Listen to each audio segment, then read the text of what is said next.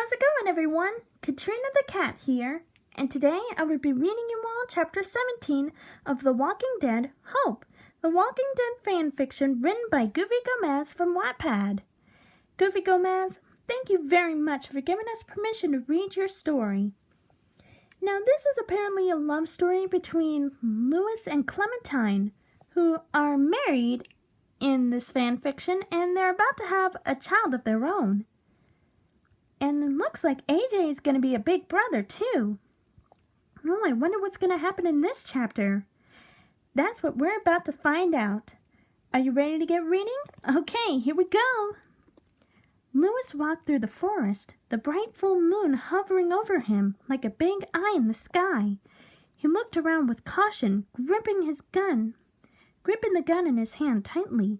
The hooting of the owls broke the peaceful silence of the night. The branches of old trees scratched at him like bony hands gripping his clothes. A soft breeze picked up from somewhere on the north, making him shiver. As he heard howling from behind him, he picked up the pace, trotting over fallen branches and trunks. He could hear thundering in the distance, but one look at the sky told him no rain was forthcoming. A metal bar was sticking out on the trunk as he sidestepped it, inspecting it closely. It had specks of blood smeared on its tip, some of it fresh. A sudden scream tore through the forest, sending nearby birds flying in every direction. His head perked up at a sound, the familiarity of it hitting the cord inside him. Clementine! He wheeled his legs to carry him toward the scream. Going as fast as he could, roots seemed to slither through the ground to take hold of his ankles. He fell more than once on his way to the clearing, his coat nearly in shambles from all the branches he'd brushed against. In the middle of the clearing was a large man kneeling over on the ground. Louis aimed his gun at the man, his hands shaking slightly as he approached him. His feet stepped over a few branches, but they didn't seem to faze the man. He cleared his throat. "Who are you?" he said in a deep voice that didn't seem to belong to him.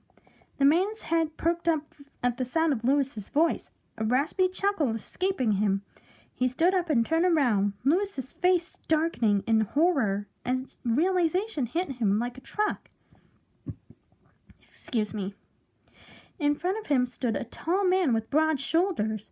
His beard was clean-shaven, with a thick brown mustache over his lips. He wore khaki pants, a white button-up shirt, and a dark brown woolen sweater over it.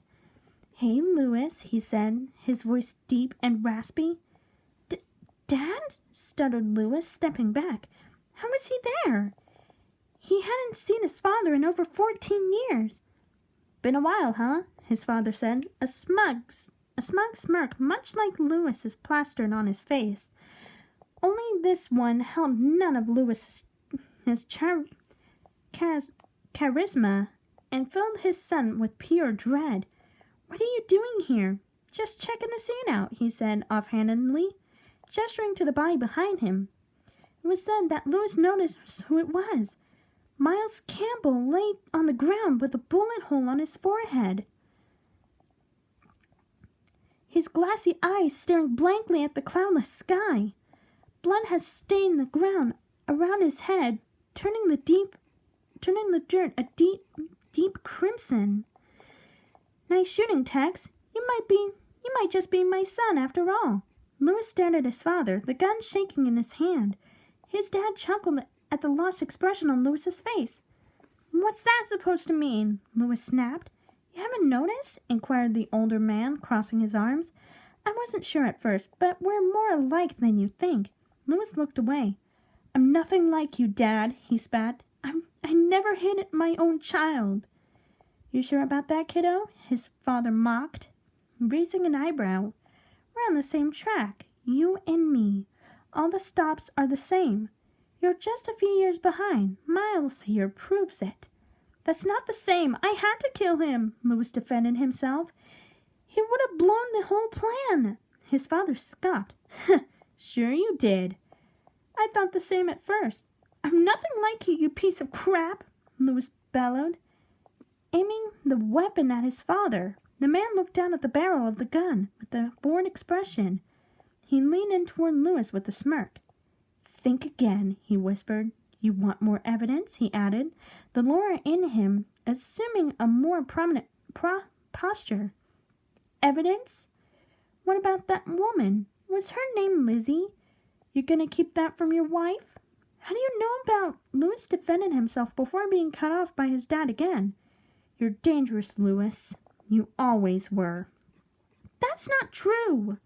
Look at him, the old man bellowed, pointing at Miles. Louis's eyes sought the body of the man he killed in cold blood, the life having drained from his eyes long ago. How long until that is someone you love? How long until that's Clementine? As if on command, Miles' body disappeared and was replaced by something Louis had only seen in his worst nightmares. Clem lay on the ground, her amber eyes staring blankly at him. Her clothes were covered in grime and blood, large gashes covering her entire body and face. A trickle of blood oozed from the corner of her mouth. Why are you showing me this? Louis gasped, bringing his hands up to his face. The gun fell to the ground with a thud. The answer to his question came in the form of a growl. Clem's body rose slowly, her limbs stiff and her speech gone. Her golden eyes had glazed over, a milky color replacing her irises. A shudder coursed through Louis's body as he stepped back in horror. This isn't happening, he told himself, though his eyes betrayed his words. His wife's corpse made his way to him, growling and extending his arms. No, you're not real, he said out loud, as he slowly stepped back one more time. His back hit a tree, and he leaned against it anxiously. Louis looked over at his father, who had stepped to the side when Clem turned. The older man tapped his wrist impatiently, reminding him of the little time he had. Louis sighed, closing his eyes. Maybe he was right. Maybe he was better off dead. He straightened up, looking the walker in his face. The same face he'd woken up to for the last 5 years of his life, coming to end it. When it got to him, the walker's hands gripped his shoulders tightly, knocking him backwards onto the ground. Louis braced for what came next, but was startled when Clem actually spoke. Louis, she whispered from somewhere far off. Louis, wake up. When he opened his eyes, the forest around him had vanished. His father, who had stood to his right with a mocking smile on his stupid face, had vanished. He could feel a layer of sweat dampening his dreads, some of them falling over his eyes. Clem's face was hovering over this, but this Clementine was much livelier than her counterpart, a question present in her amber eyes. He blinked a few times before wrapping his arms around her and pulling her to him. Oh, Clem, he breathed, burying his face in the crook of her neck. She did her best to return the gesture, though his being on his back made it quite problematic. She rolled over so she was on his side, propping her up on her elbow. Did you have another nightmare? She inquired immediately, and a knowing look on her face. Yeah, he muttered simply. His head hung low as he sat up, rubbing what little sleep he still had in his body. It was my dad again, only this time he was there. What do you mean? I actually saw him this time, Louis explained. His eyes were fixed on a small mouse scuttling its way over a beam on the ceiling.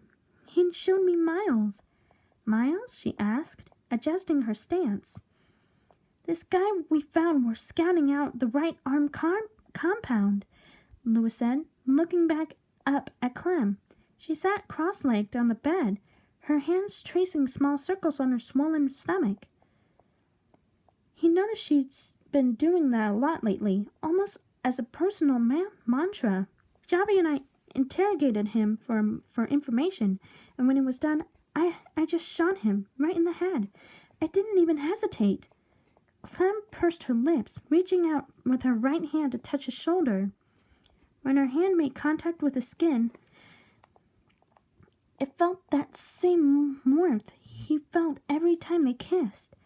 She was his beacon, and only she would be able to pull him out of his hole he found himself in. So he hoped, at least. And this is where I will stop for part 1. Stay tuned for part 2 of Katrina the Cat Reads Chapter 17 of The Walking Dead: Hope.